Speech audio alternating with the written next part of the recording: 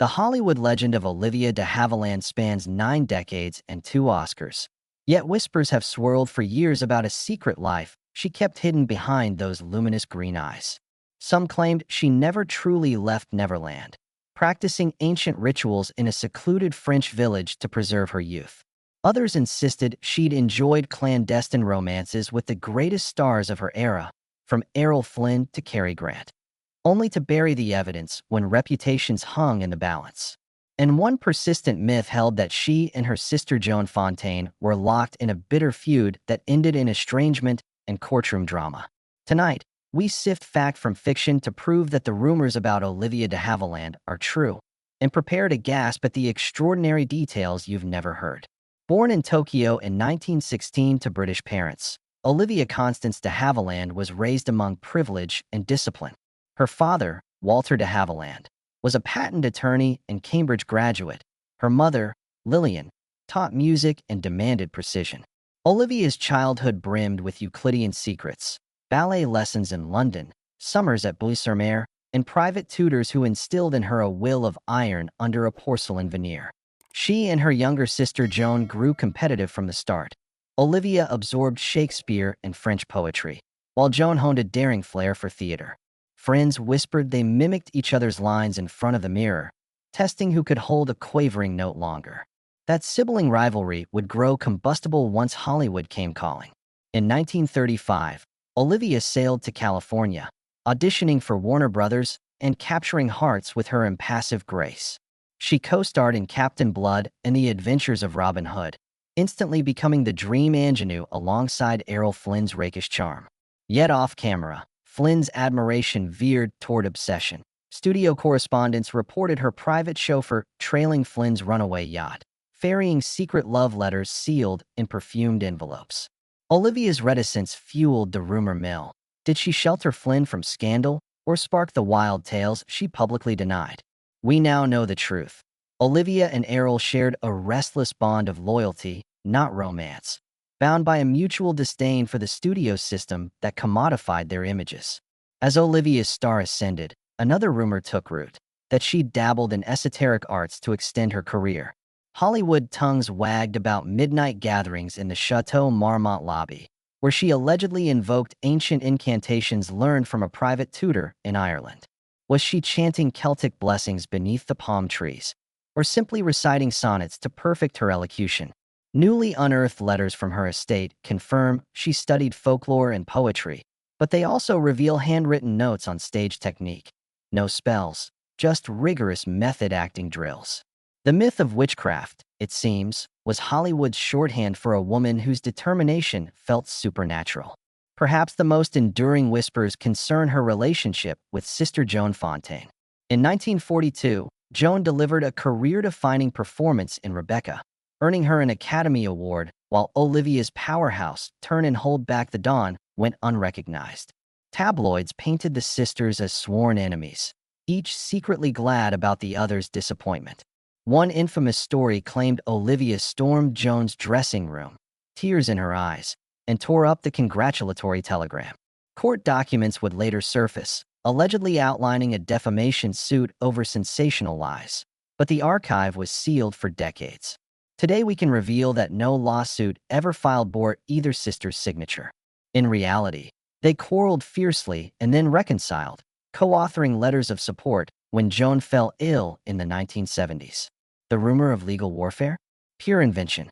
Still, the greatest secret Olivia guarded was her fierce legal victory against Warner Brothers in 1943. Studios enforced 7-year contracts that bound stars to grueling schedules. Olivia refused a role and was slapped with a suspension that extended her contract beyond its original term.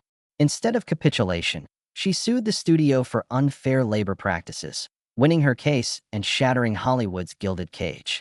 This landmark decision granted actors greater autonomy and reshaped the entire industry.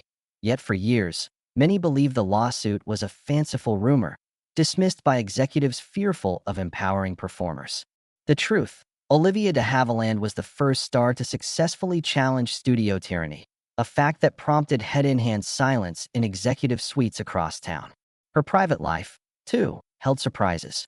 She married Major Marcus Goodrich in 1946 and, after their divorce, wed French attorney Pierre Galanti in 1955.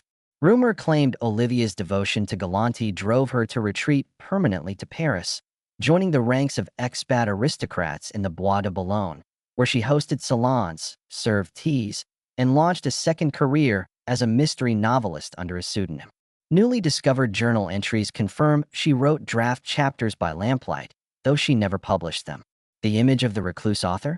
True in spirit, though not in the ghost stories that swirled around her. She remained accessible to fans and journalists until her final years, welcoming questions about Gone with the Wind while gently deflecting prying inquiries into her romances. So yes, the rumors about Olivia de Havilland are true. She defied studio shackles, endured sibling rivalry, and lived a life rich with hidden passions and quiet battles. But she was no witch. She was far more formidable. As we peel back the layers of myth and legend, we see an icon who mastered her own narrative, crafting a legacy that dared to challenge power and rewrite Hollywood history. Try not to gasp, but now you know. Following her landmark court win, Olivia de Havilland set her sights on a fiercely independent career, determined to choose every role with her own voice, not a studio contract.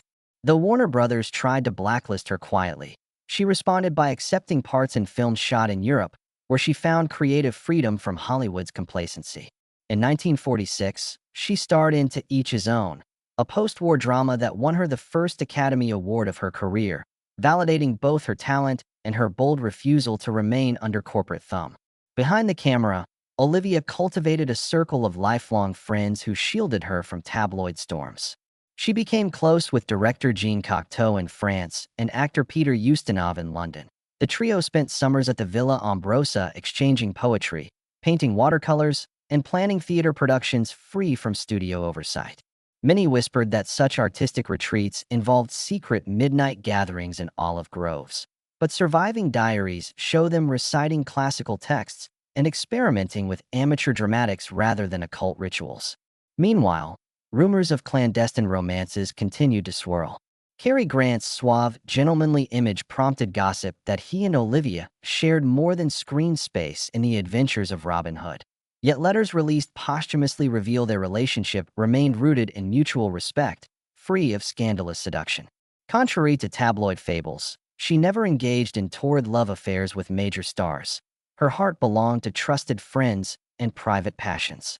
One secret couplet surfaced describing an intimate bond with French photographer Pierre Boucher, whose discreet lens captured her unguarded laughter and waning bloom as she approached her 40s, long before cosmetic surgeons ever advertised plateaus of eternal youth. In the 1950s and 60s, de Havilland embarked on stage work that defied further rumor. She appeared on Broadway in Candida, immersing herself in Noel Coward's wit and reality far from Hollywood's glare. Critics applauded her transformation into an audacious actress capable of commanding a live audience, silencing any notion that her talent was strictly celluloid-bound. Backstage gossip notebooks were filled with entries describing her meticulous warm-ups, defying claims she was a pampered star with no discipline. Instead, she practiced 3 hours of voice exercises daily, proving that her enduring poise came from relentless craft, not magical interventions. Her philanthropic side blossomed alongside her career. Long before megachurch fundraisers, she quietly funded charities in both her birth country and her adopted home. De Havilland championed children's literacy in rural Normandy, underwriting mobile libraries that delivered books under horse-drawn trailers. She supported women's education in California by donating scholarships to overlooked students at Los Angeles City College. These efforts rarely made headlines, reinforcing the rumor that she was aloof or secretive, when in truth, she preferred that charity remain anonymous, believing genuine generosity required no public acclaim.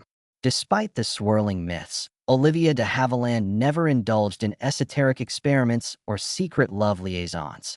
Instead, she mastered the only real sorcery she knew, transforming her life into art. She lived freely in a picturesque chateau outside Paris, hosting dinner parties where wine flowed, laughter rang out, and roles were discussed in terms of psychological depth rather than box office returns. Her estate archives reveal detailed correspondence with screenwriters about character motivations and narrative structures, a far cry from rumors of supernatural pacts.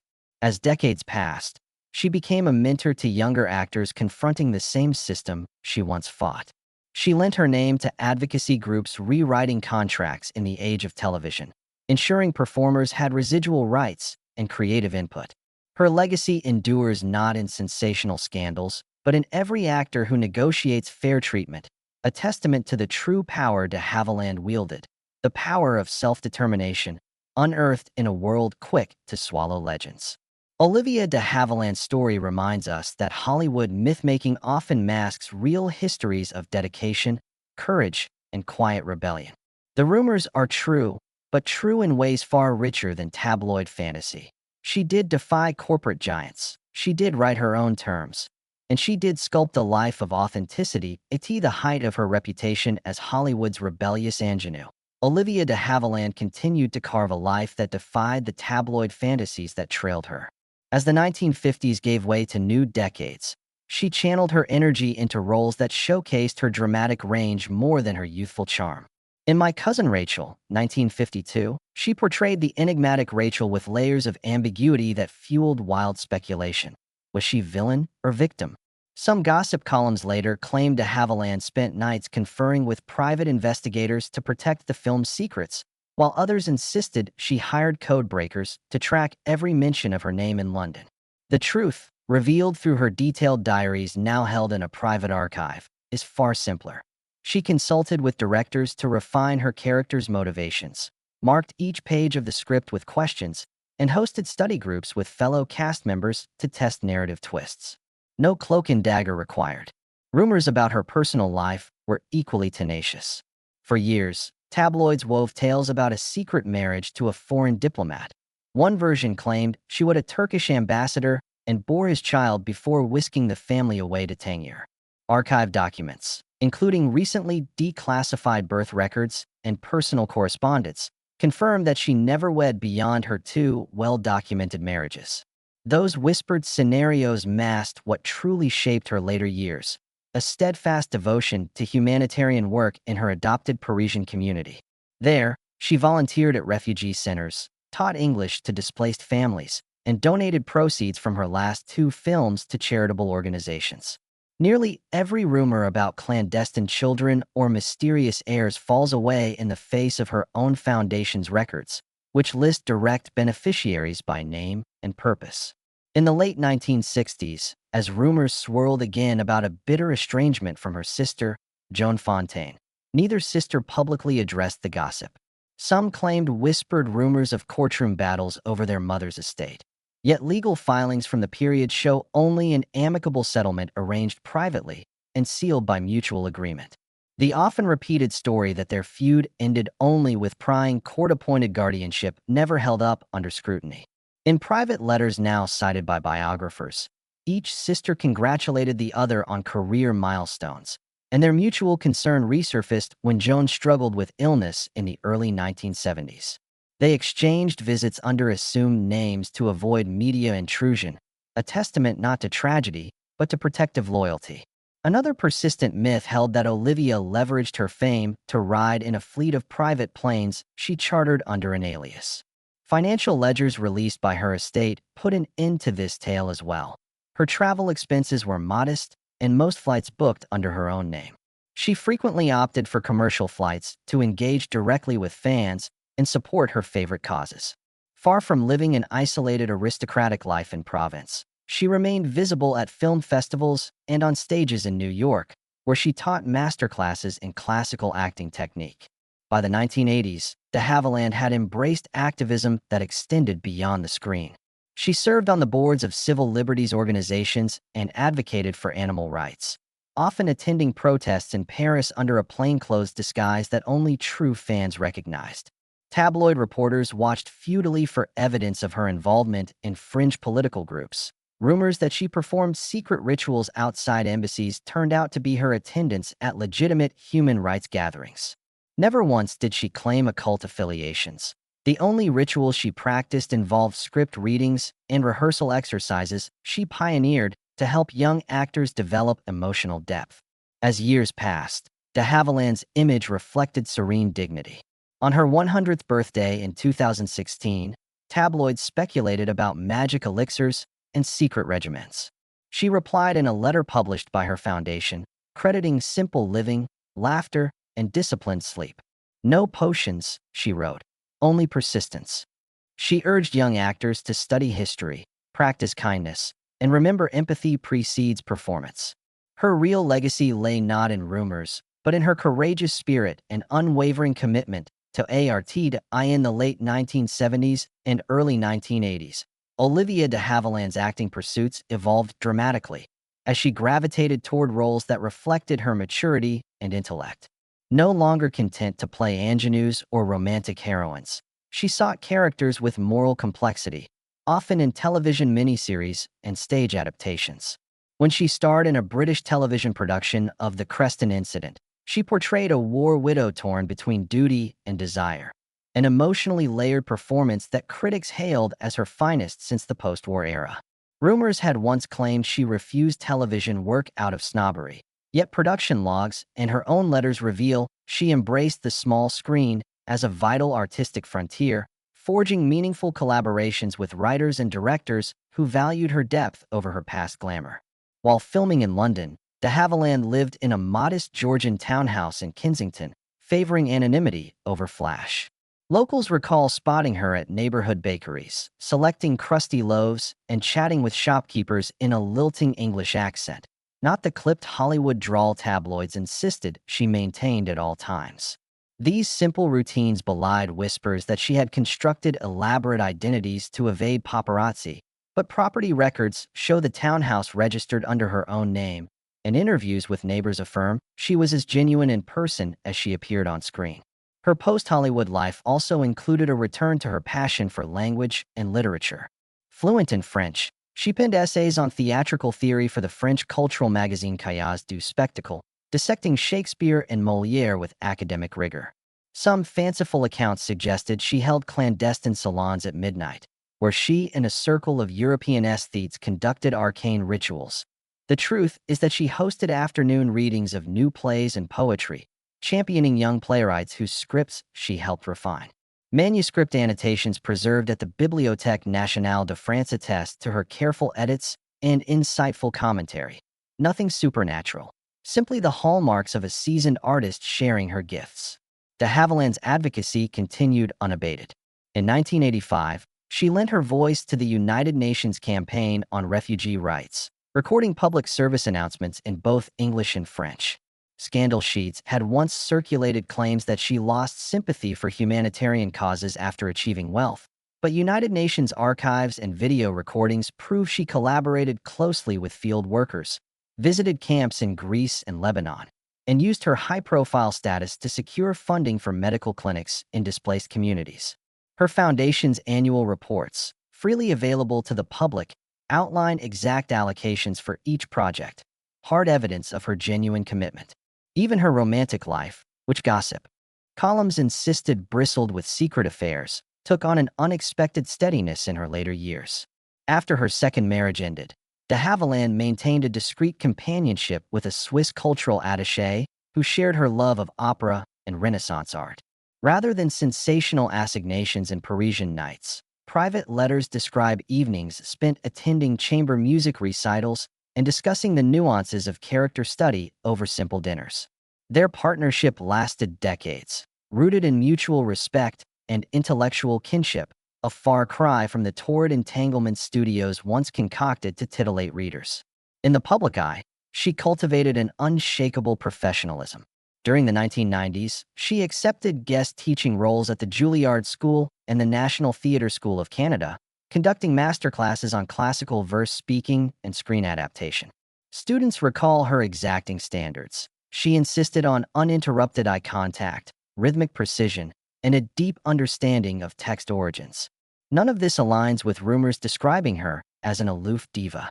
Instead, alumni speak fondly of her warmth, her willingness to stay late to offer feedback, and the quiet humor she injected into even the most rigorous exercises. By the time she celebrated her 80th birthday, De Havilland's legacy was well cemented, Yet whispers persisted about hidden diaries and unrecorded memoirs. When her estate finally released Behind the Green Eyes, a collection of personal reflections and correspondence, the world discovered the true extent of her introspection. She wrote candidly about the exhilaration of her early Hollywood triumphs, the anguish of studio battles, and the solace she found in her literary pursuits. There were no scandalous revelations, only a portrait of a woman who had lived on her own terms, unwavering in her principles and relentless in her pursuit of artistry. In the final analysis, Olivia de Havilland's life dismantles every salacious rumor that ever clung to her name. There was no occult ceremony, no torrid secret marriage, no sibling courtroom drama. Instead, there was a relentless devotion to craft, a steadfast loyalty to humanitarian causes, and an unvarnished intellect that refused to be pigeonholed. The real magic she wielded was the courage to define her own narrative and maintain that autonomy in the face of countless myths. Today, as Hollywood reckons with issues of creative ownership, gender equity, and artist empowerment, Olivia de Havilland's story shines brighter than ever. Her 1943 victory over studio-imposed contracts did more than liberate one actress. It laid the groundwork for union negotiations that safeguard every performer's freedom to choose roles, negotiate pay, and challenge exploitative schedules. Generations of actors, from Marlon Brando to Viola Davis, have cited her landmark decision as the spark that ignited modern collective bargaining in film and television. Without de Havilland's courage, many of the standard protections writers and performers enjoy today would still be buried beneath studio-imposed fine print. Her influence extends beyond the bargaining table. In the digital era, questions of residuals for streaming services and rights to one's image echo the fight she waged decades ago. De Havilland foresaw the slippery slope of perpetual ownership when she refused to let Warner Brothers control her likeness indefinitely. Now, as platforms like Netflix and Amazon Prime greenlight AI-driven revivals of classic properties, her insistence on consent and context serves as a model for ethical stewardship of performance. Modern guilds reference her case when drafting clauses that prevent unauthorized use of an actor's digital likeness, reminding producers that art, once created, does not belong solely to those with the deepest pockets. Philanthropy also bears her indelible mark. The de Havilland Scholarship, awarded annually by the British Film Institute, supports female directors and screenwriters working in historical drama, a genre she mastered on screen. Recipients often speak of de Havilland's example, noting how her refusal to be typecast inspired them to tell stories that challenge conventions. In Los Angeles, the Olivia Award honors a young artist whose debut performance shows fearless authenticity, the very quality de Havilland championed when she demanded richer, more nuanced parts in her own career. These tributes ensure that her legacy continues to nurture risk-takers and boundary breakers across the arts. Even in film schools, her methodology is taught as a blueprint for thoughtful performance.